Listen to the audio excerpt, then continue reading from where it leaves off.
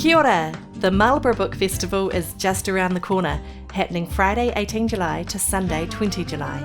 Join us for a weekend of thought-provoking conversations and unforgettable encounters with wonderful writers. For now, enjoy this interview from last year's festival.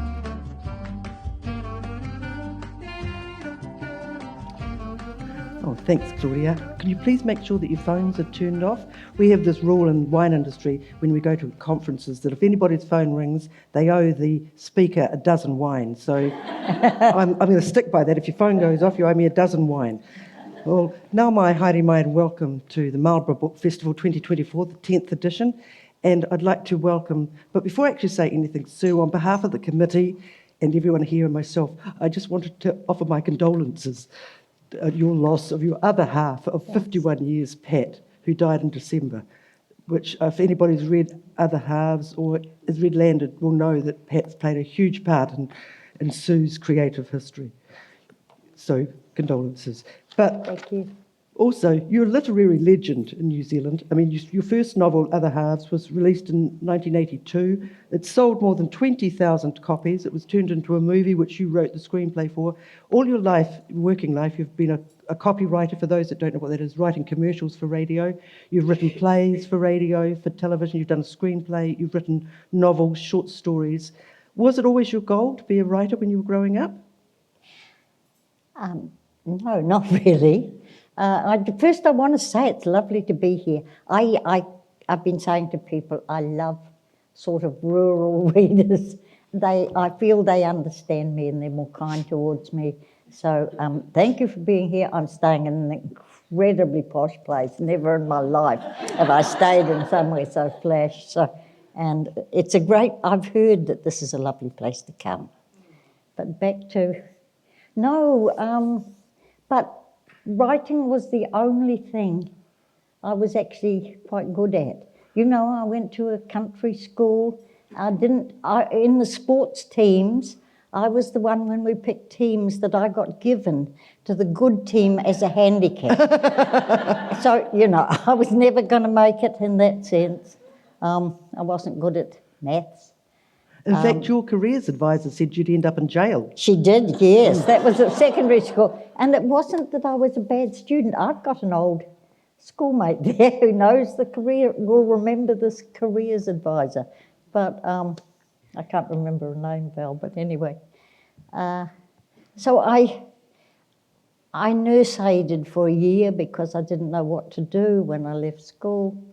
And then I wrote to a careers advisor. And they said, what about radio copywriting? Sounded okay. And I got a job in Napier. And it was like finding your own people. I'd grown up in a sports-mad environment where I couldn't even run the distance of a paddock adequately. And suddenly I got to a place where people read books and talked about them and believed in different things, and I thought, oh, this is heaven. So that was where I started. So you went on, you became a journalist, you worked for The Listener for a while there, but you felt that you weren't allowed to put your political opinions as a journalist, so that's where you sort of started to write fiction? Well, I always wanted to write fiction. I mean, once I started writing, I thought, no, I didn't feel like a journalist. Because you had to get your facts right. That was part of it. You got into terrible trouble if you got your facts right. Don't let the truth get in the way of a good story, though. But not The Listener. The Listener was divine to work for. I was a total idiot because I left it to go to Australia because of a bloke. And I really regretted that because it was a lovely job. And in those days, to be female and work on The Listener was quite a big deal. And I would probably be the first, I'm fairly sure I was the first person to work there who didn't have a degree or any tertiary education. The editor read a story I'd written in my copywriting job, because we all sat there being creative artists in our spare time, and a friend had given it to the editor, and he called me in and said, would you like to work for us? It meant a pay cut, quite substantial. But So I got a job, which quite miraculously, and I just kept on doing it. So Other Halves was your very first book, and that was, as I say, 1982. So there's quite a lot of political undertones within that book. Was that on purpose? For me, Other Halves was all about being angry at what I'd seen, what I'd learnt from being with Pat, because, you know, I'd had a kind of a middle-class Pākehā upbringing. I would have been one of those people who said, there's really no racism in New Zealand. You know, this was a huge learning curve for me, and that was really my main reason for wanting to write it. And when they made the movie, they didn't get that reason one little bit. They wanted to make it about a scary young man who, and a rather stupid woman, I think. Their interpretation was a long way from mine. Even though I wrote the script, there were bits that they didn't film.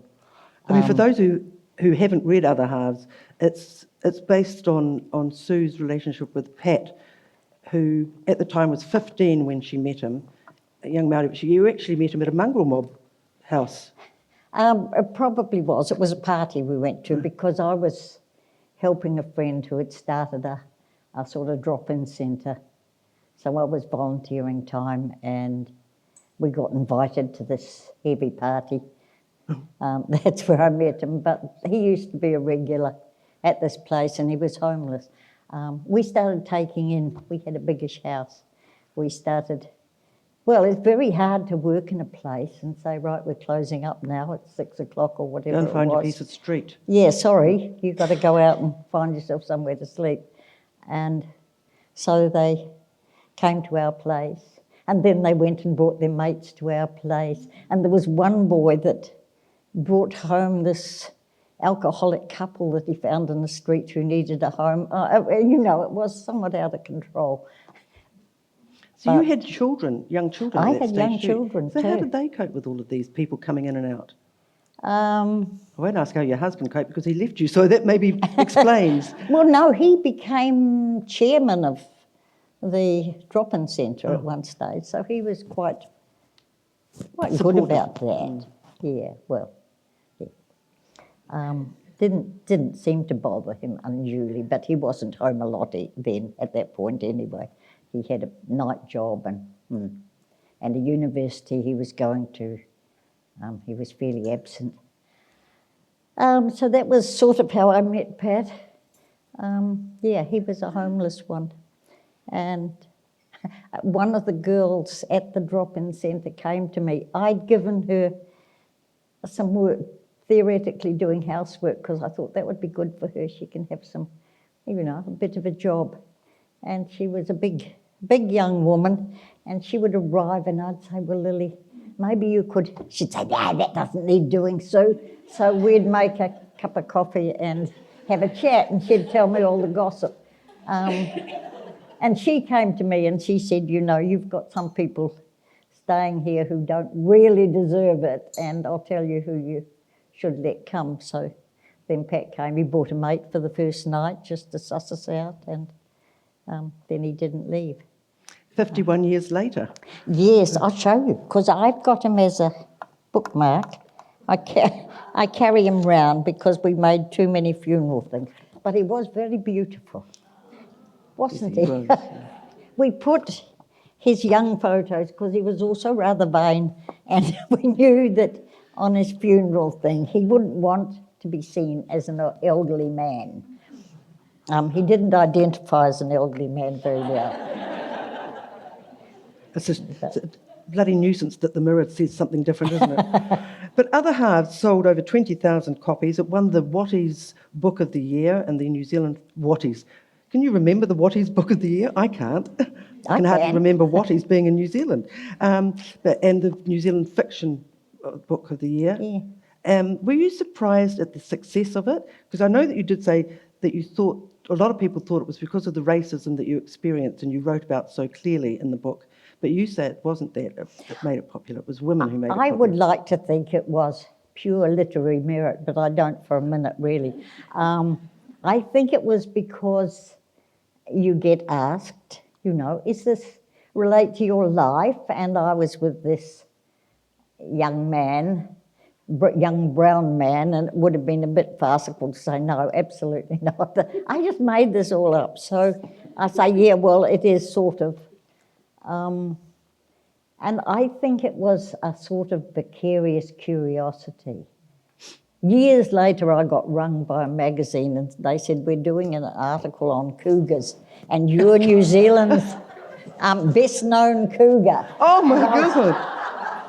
A little startled, yes. They said, do you want to be interviewed? I said, no thanks. I prefer just dogs. Couldn't identify, but...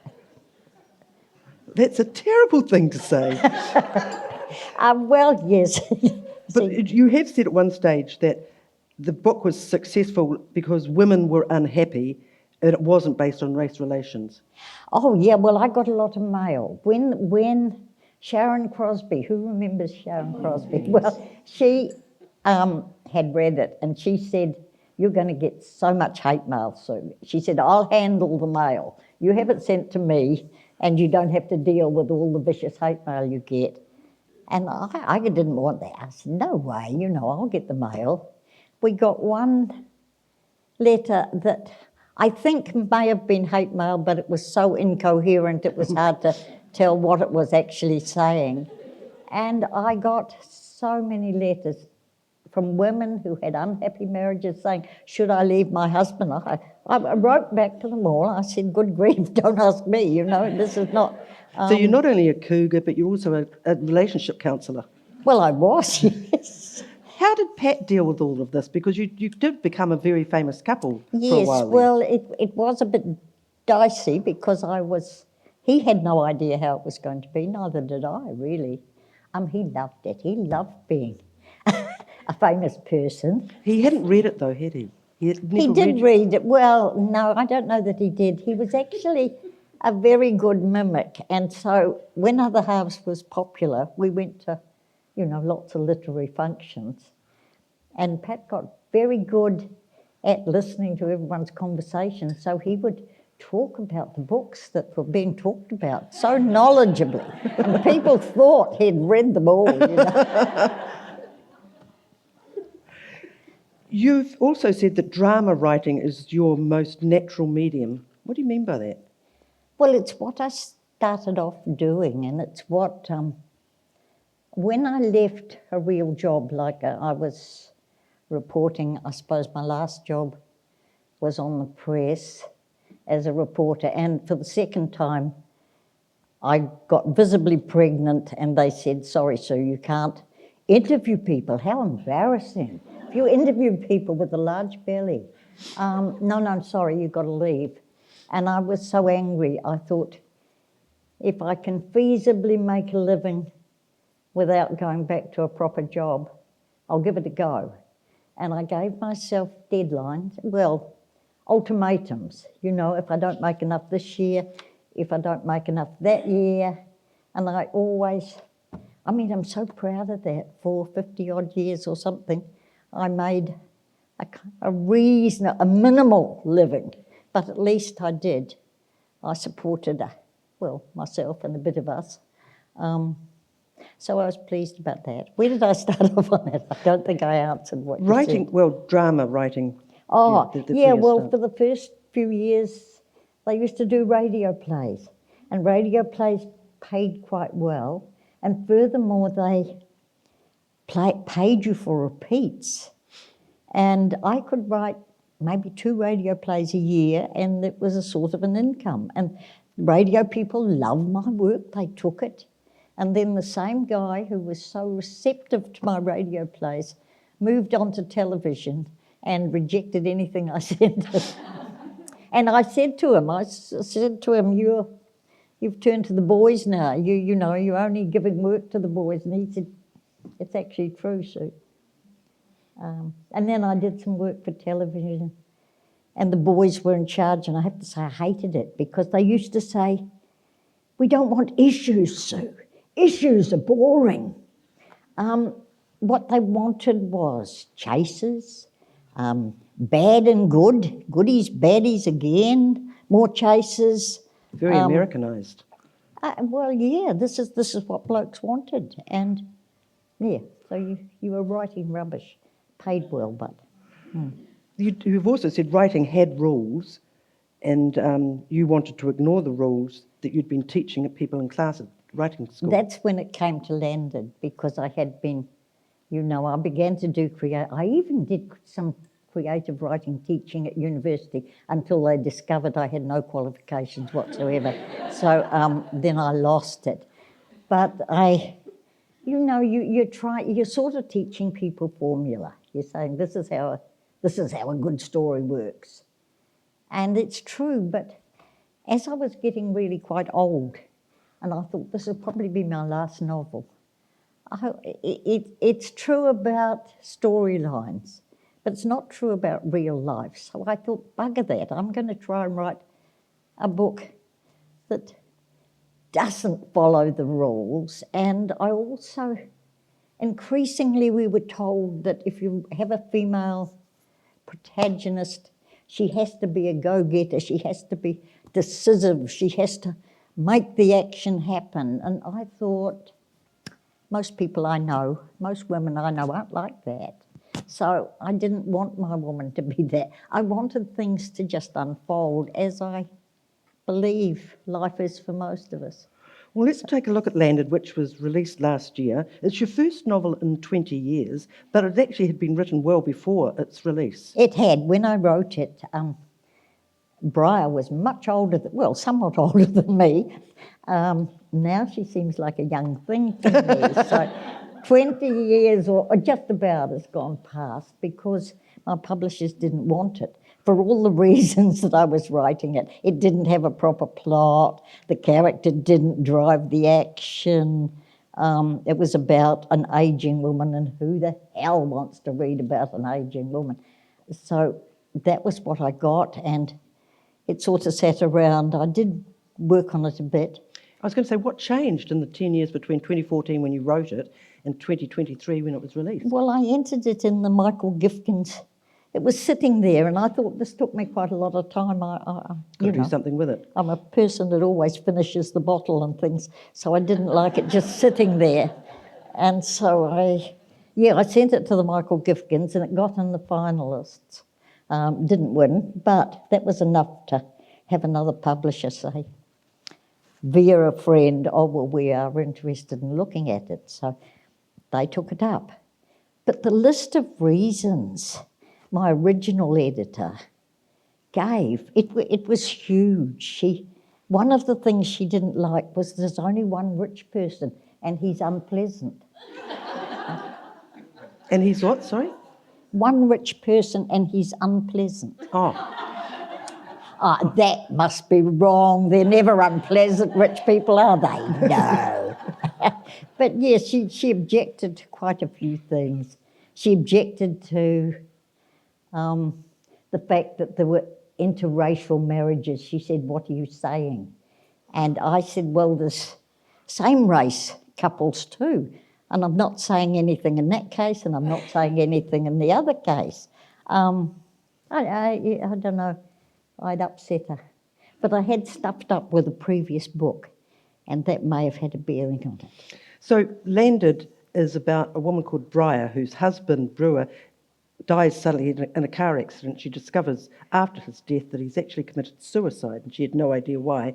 And she ends up with financial troubles because her Brewer had actually been using the money that she thought they had sort of as a nest egg, and she's left with nothing. And she has 3 children, 2 from a former marriage and then 1 with Brewer.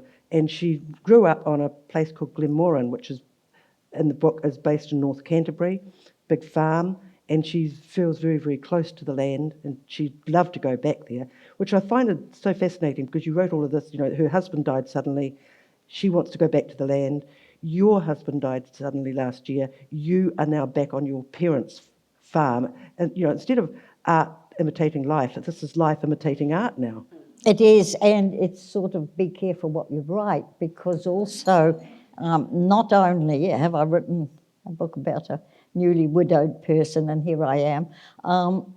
Also in it, one of the sons, his wife leaves him, and that happened to my son last year, and I'm thinking, whoa.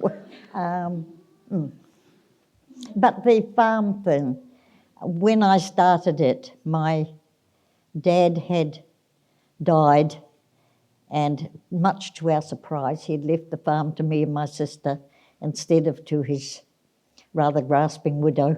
And we had to wait until she died because she was getting all the profits from the farm, which was being severely trashed by the people leasing it.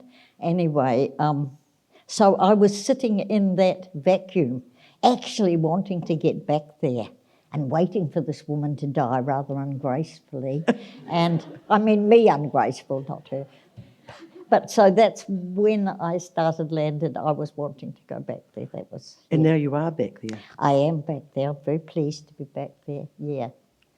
I mean, there is that whole thing about being close to the land. I mean, you grew up there. Your mother died when you were very young, and you didn't get on with your stepmother. I assume you said that your stepmother is represented in Landed, but you wouldn't say who. I imagine it's Edith. She's Edith. Absolutely, Edith. Edith. It gave me great pleasure to write her in there as Edith. Yes. And because she's now passed, no one can actually say anything to you about it, can they? No, it's great. I don't think there's a lot of people would stick up for her, I have to say. For the real woman, no. She didn't have a lot of fans. But my mum died when I was born. So, and this has been her home that we went back to.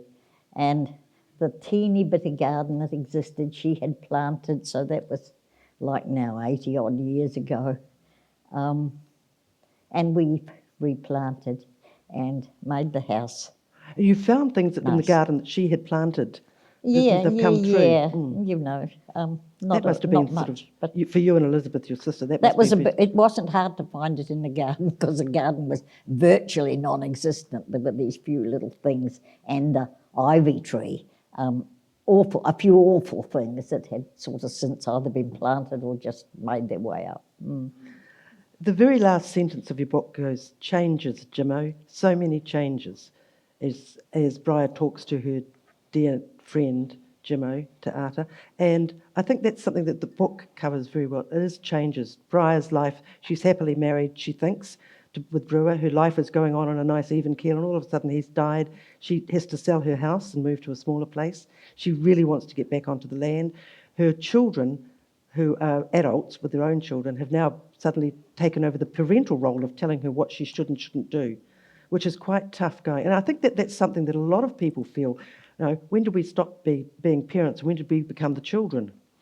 I had felt when I was writing it that I hadn't personally read novels that looked on the children from above. It's usually the Middle Ages moaning about their parents in books, if you notice. And I thought, whoa, let's give someone older a say here. So I was deliberately trying to do that, and deliberately, I mean, I think life for us who are old has just been full of changes, packed with technology, and this is set in the Rogernomic era, basically. I was interested in the changes there, which were, I think, enormous, and the politics behind it, really. From she's supposed to be an average woman. I don't know what an average woman is, so it's my concept of an average woman. I quote from Landed, "Our affliction is indignation, my generation. Convenient, really. You lot wanted blame, and so we oblige. See what you've gone and done, it's all your bloody fault." It's like the next generation putting everything that's going wrong in their lives onto the generation that's gone before them. I think that happened, but maybe I'm wrong. I mean, I'm just putting my theories out there in fiction, which is lovely to have a vehicle to say what you think. So the Rogernomics, as you say, comes through there. That's your political implication within Landed, but there's also the racial issue of, like, Glenmoran looks down onto Maori land, the Te Ata land, Jimmo, who comes into the book towards the end, and there's a lovely sort of line there towards the end too, that you remember, or Briar remembers sitting on a horse next to her father, looking down on the Te Ata land, and looking down in more ways than one, Jimmo would say. Because so there is that racial tension between the Maori land that's not cared for and the beautiful cared for land of Glenmoran.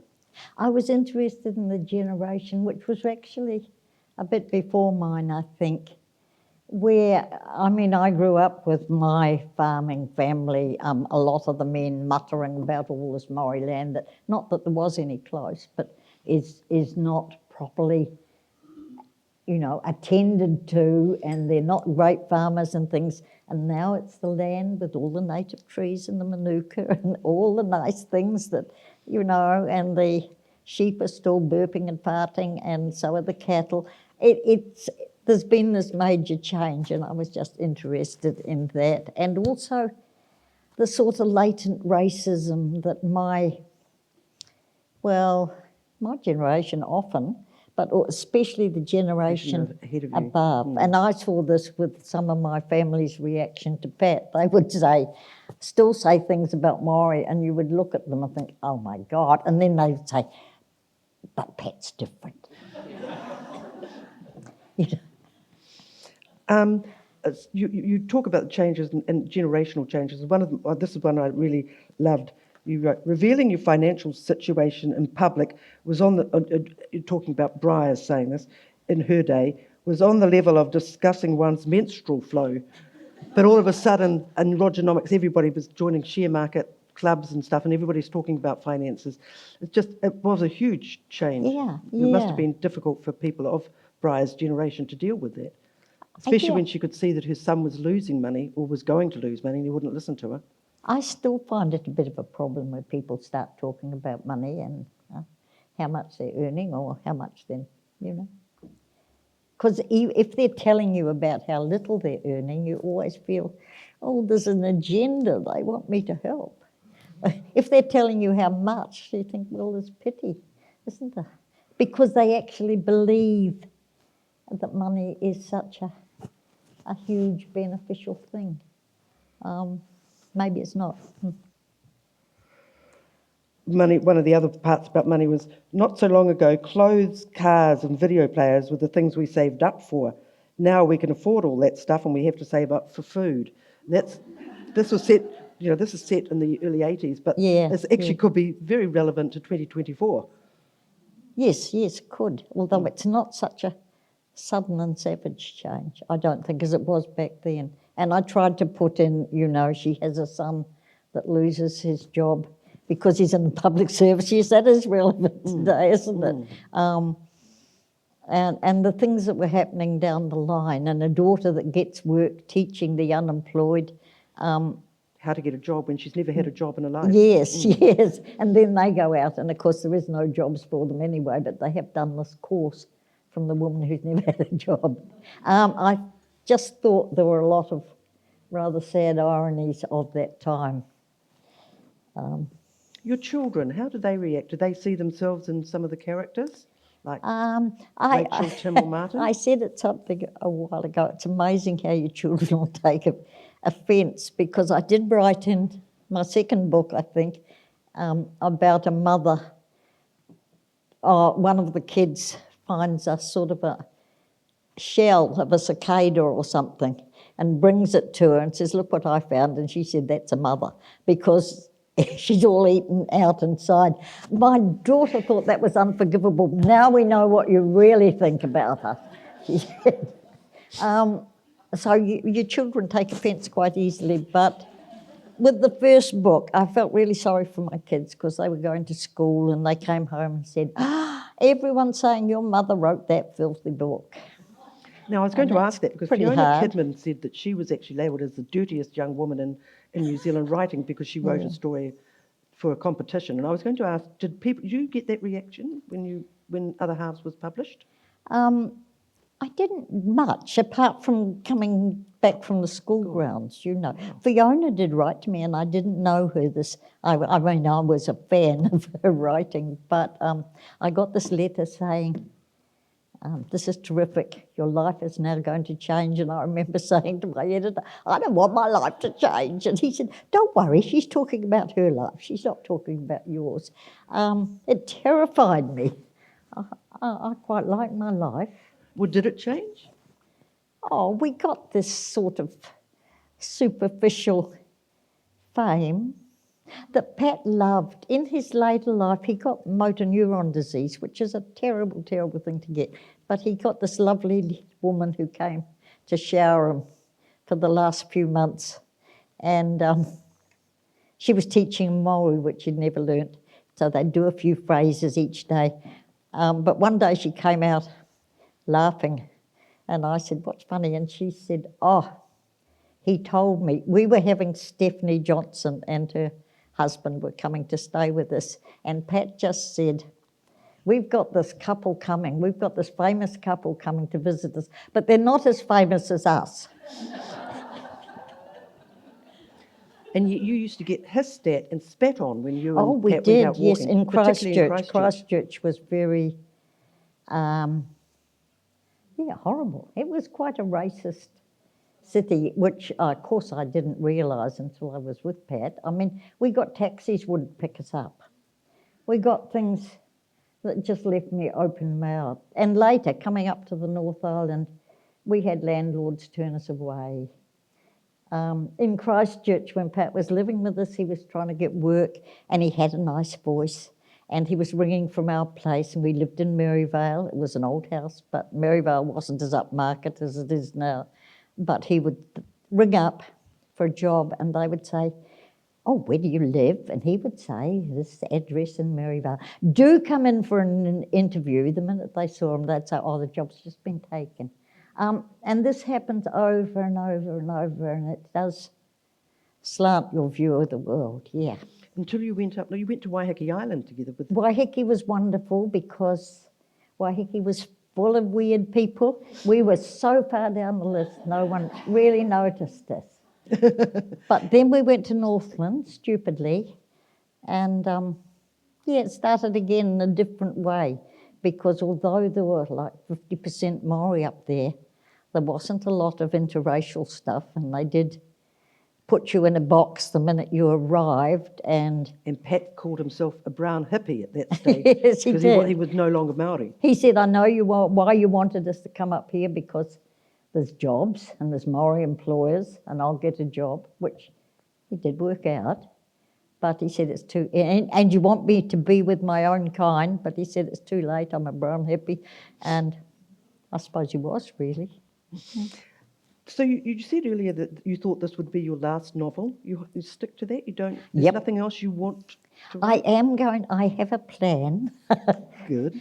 Which is going to be essays, because there's things, things that happen, not necessarily to us, but to people we're connected with, that I think I would like to look at and do some research. And I've got a little book with titles in it for these essays, but I'm giving myself a year of being a widow so I get used to it.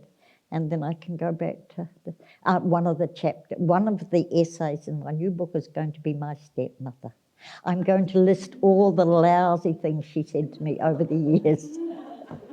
Oh, that could be very therapeutic. It will be, yes. Even doing Edith in this book was quite therapeutic, yes. Can I ask you if we could do a reading from Landed, and it's particularly about Briar wanting to move back to her birthplace, Glenmoran, especially given the fact that you moved back to your family farm. And I'm so glad we did,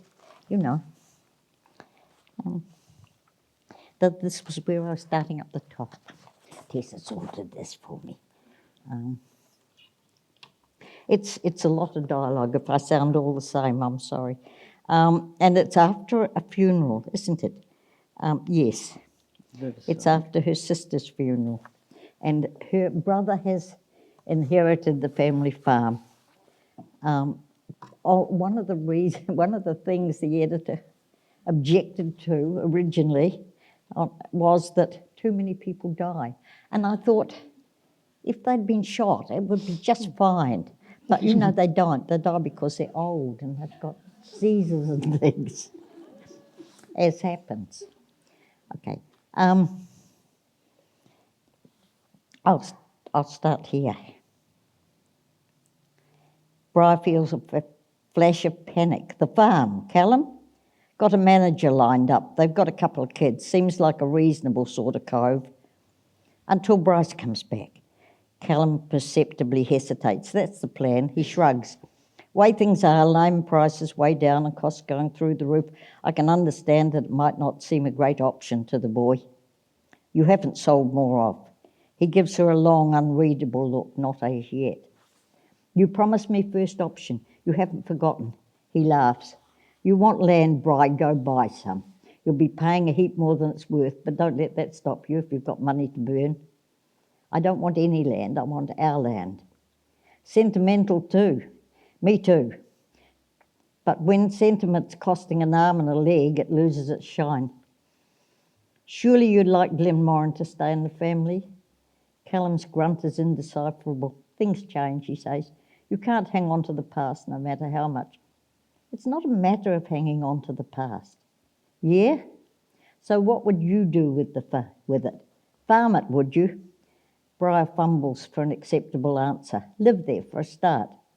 Don't be daft, girl, that's for young folk. At our age we need a bit of security.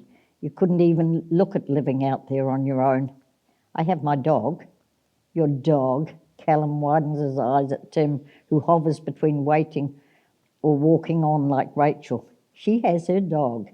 Back to Brian. Know what? The minute that dog goes off the property, someone will put a bullet in him. Such satisfaction in his voice. Tim winces and raises his eyebrows at Briar. Callum's voice is rising. What have you had for? No services out there.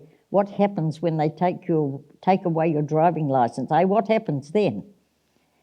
Edith has finally joined them. Briar wants to buy a bit of the farm, Callum tells her. Live out there, lifestyle block. The absurdity of it has cheered him up. Edith smiles thinly. I just can't wait to leave that place. I tell you, I'm counting the days. Funny to read that because now I'm out on the farm on my own. Wise people saying, no, you can't do this, Sue.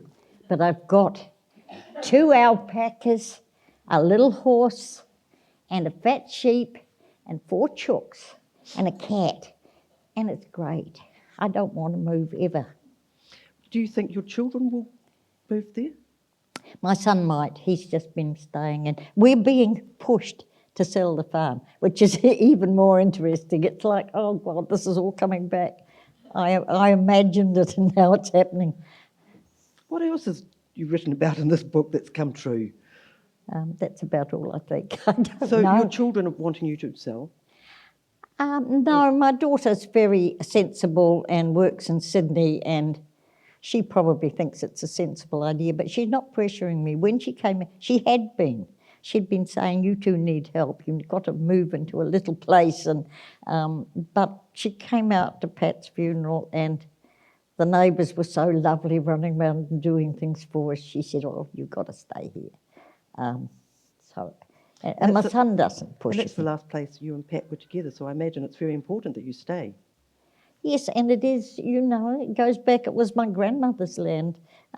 It's been there a while, and it's kind of silly. We've been leasing it for a long time now. Pat and I farmed some of it for a while. Very ineptly, we lost money, but we were nice to the animals. The vets said we were great farmers. They didn't look at the accountant wasn't so impressed.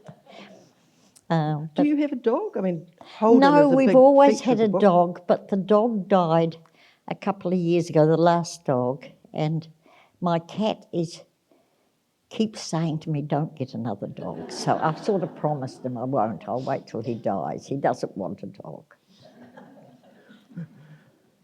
Have we got any questions from the audience? If anybody would like to ask anything of Sue while you've got the opportunity? Yes. Mine's not a question, but it's just to give a little background of Sue. We went to college together, boarders at Nelson Girls College, as did Marguerite here. But so we're 13-year-olds and 14-year-olds, And every night, not every night, but a lot of nights after lights out, we would ask Sue, would you tell us a story? And so a lot of nights we would scramble on Sue's bed. There'd be 6 in the dorm or 4 in the dorm.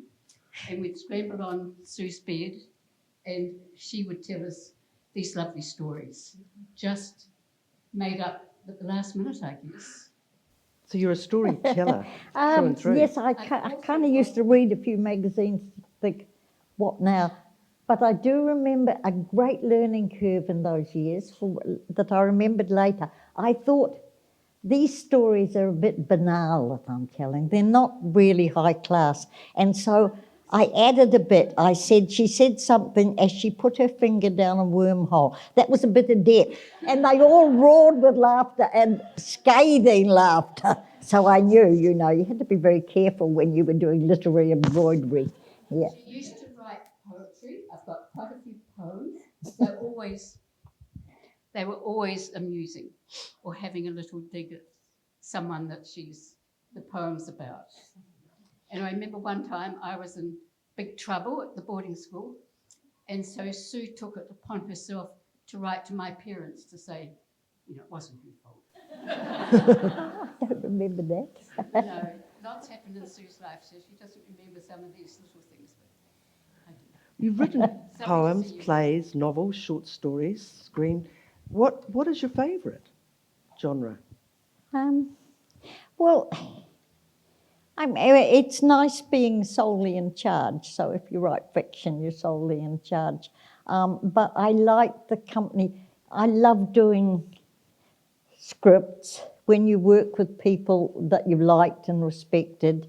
Alas, that often didn't happen, but I think it would be happening out there a lot more. I think things have improved vastly. I'm just guessing. Because giving your novel over to somebody to turn into a movie must be very hard, letting it go and hoping that they get the right interpretation that you want. You said Other Halves, there were bits, even though you wrote the screenplay, there were bits that were left out and not filmed.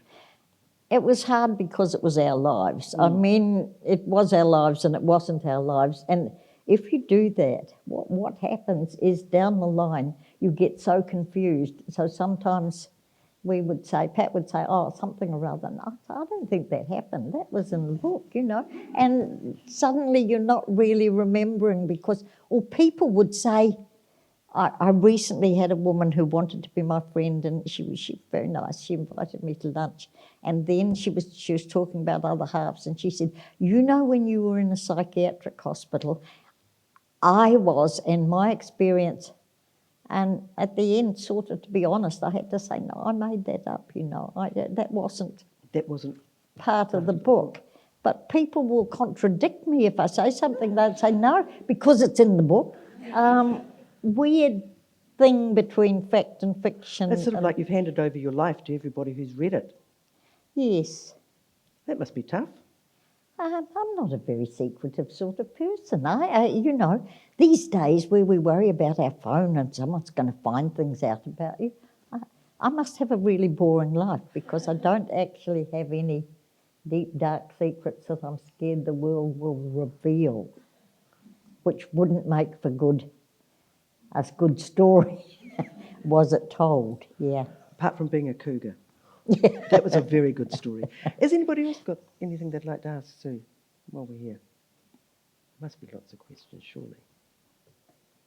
I want to tell a story about Val, because the thing I remembered about her was, and that's probably why you got sent away, I can't remember, but she was wonderfully sarcastic. And one time the headmistress, who I did despise, because she was a silly woman, but she came into our dormitory and I was in there and Val was in there and it was a 4-person dorm.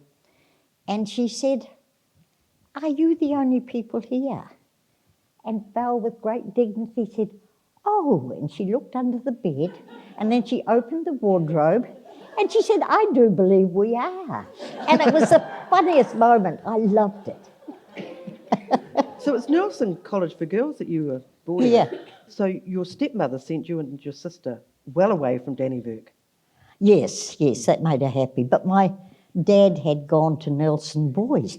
We don't know why, and we suspect he ran away, but nevertheless he thought it was a good place to send us.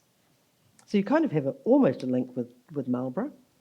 Yes, well, sort of. And my mother's family lived around, some of them around Nelson, so they could take us out on holidays and we'd kind of get to know them a little bit. You base your books around the South Island a lot, apart from Then Again, which was set at Waiheke. Well, no, the fancy man, it's funny, my cousin who writes too, he said to me, that was Waitahora, which is where I live. I said, yes, it was, but only you and I know that. He recognised it. I don't know where, one in Waiheke. The first one in Christchurch, because that's where we'd been living originally anyway. Yes. Yeah, but that was Waiheke too, wasn't it? Yes. No. I wrote columns for a large part of my life on Waiheke. I found them the other day, that's what made me think of it. I was tidying up and I found this huge sheaf of columns that I'd written called Sue McCauley On or something, and I wrote every week about our lives. You used to ride a horse to do interviews. I did, yes. I bought into the local paper, so I was a quarter owner of it.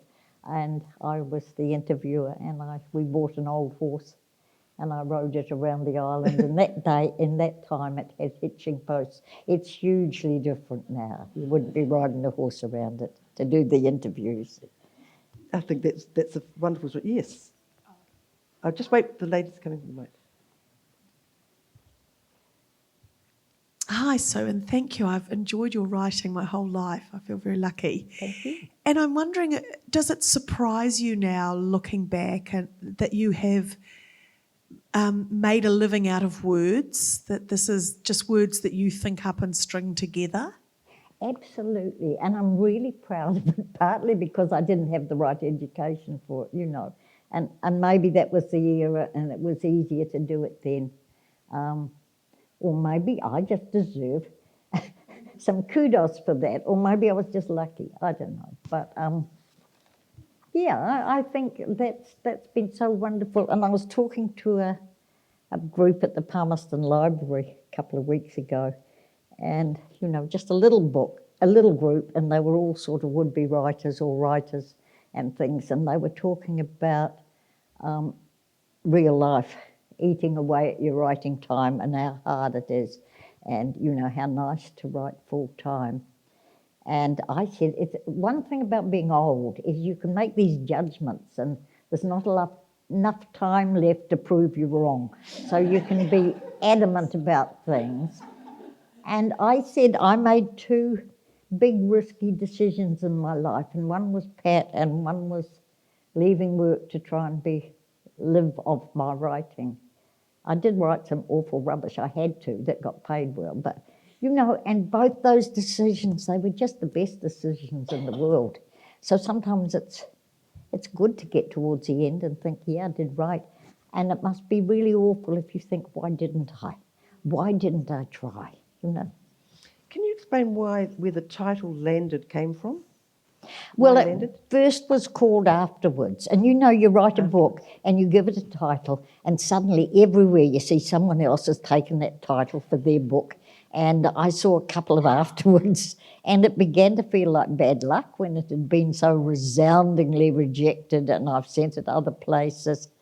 So I just thought, I need another title.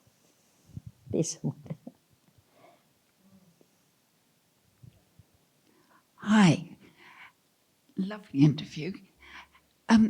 You've written so much about your life in your fiction. Have you thought of writing an autobiography? No, I don't want to, because, well, actually, when I go back and I look at these columns, I think, I've already written it. And I have got this lovely young friend whose parents were friends, and we've inherited her. And she works in publishing, and she stayed with me recently, and she said, I want to write your biography. And I said, fine, Tess, but wait till I'm dead. Yeah. So I've got someone, and I want to give her as much material as possible. So, Val, I want copies of my poems. Would it be hard because you put so much of your life already into fiction? No, because by the time she writes it, I'll be history. And people don't remember long, do they? And well, that's what I think, yeah. But you have done a biography. Whose was that? No. Oh, I wrote non-fiction, Asa and Brent, this Christchurch guy who was in the forces in Bosnia, and he saved Asa.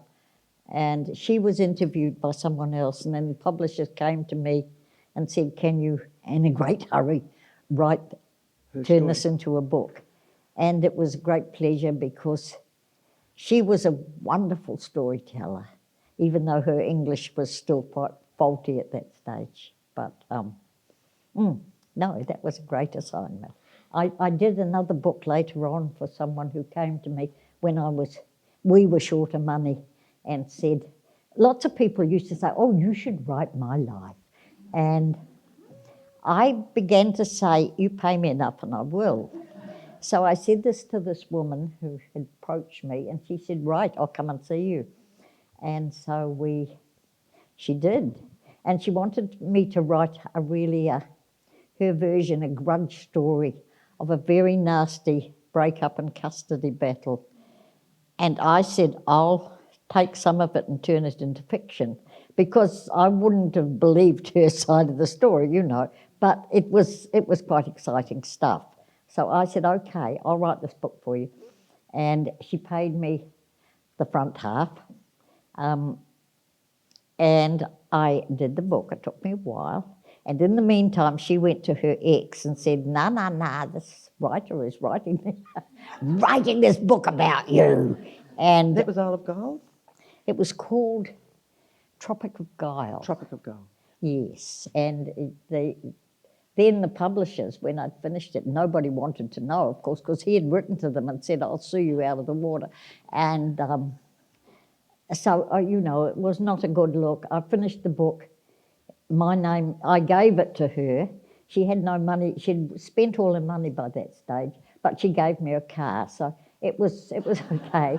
And the book, years later, she paid someone, and it was brought out as a publication with my name on it. But the truly bizarre thing about it, nice cover, is that she had written the blurb and everything, and she'd got the main character's name wrong. So the person on the blurb really bears a lot of relation to the person who had paid me and whose story it originally was, but it doesn't actually relate to the book all that well.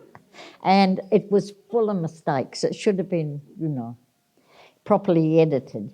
So it's now, you can Google it, and I see that it's marketing for about $85, which maybe you're paying for the peculiarity value of this book that is grievously flawed but has my name on it. Or paying for the lawsuit that's still to come. Did he ever? No. And I saw him. I'd never met the ex-husband, but one day I was watching television, and it might have been Fair Go or something, and there was a story about mistreatment of animals, and this guy, the nice one, this dear grey-haired old man someone had mistreated his animals. A stranger had come and done something awful, and there was this dear grey-headed old man who had been her much-hated ex, pottering around with his pet goats or whatever it was. Oh, never mind. No one got sued. You have a very good way of very descriptive language when you're writing them. There's one part in Landed that you talk about the great big irrigation machines that you have in North Canterbury, and you describe them as giant praying mantises, which I thought, that's so accurate. That's exactly what they look like. Mm-hmm. Does it take long for you to come up with these? Do you spend hours working on things like that, or do you have quotes, or think of things without actually writing the book? I do a draft, and then I like tutuing. I actually like going back and cutting and pasting and rearranging, and yeah, I like all that messing about. I don't like doing first draft much. It's just writing what I see in my head. So you work on computer, not by hand? I do, but I hate it. I mean, I have no one to advise me in the computer. I push buttons by mistake and suddenly we're in a different planet. No, it's not fun. In fact, that is largely the reason that I haven't been doing anything in the last, well, partly that and partly we're trying to fix up the farm and the house and things, which was kind of more satisfying than writing. But yeah, the computer, it kills me. I hate it. Did you start, when you first started writing, did you do it all by hand? No, because I had been this young woman that worked on the listener and you had to learn to type even if you couldn't. So I always had a cigarette, so I typed one-handed with the cigarette in the other hand for many years, but I got reasonably competent at that. One-hand typing. Is there any... Oh, yes. Amanda. Hi, Sue. Could you tell us what you're reading and what you truly love and maybe what you despise? I probably avoid what I despise. I'm old enough to have an inkling of it. I read at the moment, because I've got to go on with the lovely Emily Perkins tomorrow, I fished out in my bookcase, Leave Before You Go, and I thought I'll just do a little flick through to remind myself what that one's about, and I can't remember it, as I can't remember most of what I've written, but I do know who I like and I don't. And I'm totally immersed in it. It's wonderful. I'm enjoying it thoroughly. Who I like? I loved Boy Swallows Universe, which I only read quite recently. I never read the thing. Mostly I try to read New Zealand writers because we deserve a much better deal than we get, you know, and our local library, a little rural library really. I go in and bully them because they don't have New Zealand authors. I say, you've got to get these people. These are. We should all be bullying. You've got a lovely library here, I do see that. But we should all bully people, I think, about... Do you think that New Zealand writers have improved in the last, from when you started? Is there a difference? I think, I don't know, because my flatmates here are in the palace we're staying in. The two poets, and I must say I was reading Taya, I'm trying to get her name right, Tibble's poems, and I was just bowled over. I've never heard it. The quality of that is so high. It's not my league. I'm going to buy a copy for my granddaughter, and I said that to Tyler today, and she said, they're sort of the same age. And she said, you think she'll enjoy it? And I said, no, but I think she's got to read it. May not be the same thing. I love all those old ones like Grace Paley, and I'm probably totally out of fashion in my reading. I try and keep up. I think, who the hell have I read recently? Things like this, like a book festival, must really be important for writers. New Zealand writers? Well, they're a bit exciting. I mean, our lives are not all that enthralling usually. And I have barely been a writer for a lot of years now, so this is, it's very good. I need a diversion these days, so it's lovely that it would come right now. And I've had work. I've got people coming to me and I think, good grief, didn't you go online and see where I was born? I wouldn't employ someone like me. I would think they're too out of touch, which I am really with the publishing scene, mostly, because it's all done online. There's this whole world online that I don't comprehend. Well, Sue, thank you very, very much, and thank you for making the effort to come here, and I hope we have been a nice diversion for you. And thank you, audience, very much for coming. Now, Sue will be signing copies. Landed is for sale out in the foyer, and she will be there to sign if you'd like to get her to autograph your copy of your book. But enjoy the rest of your stay on the palace. Thank you, Tessa.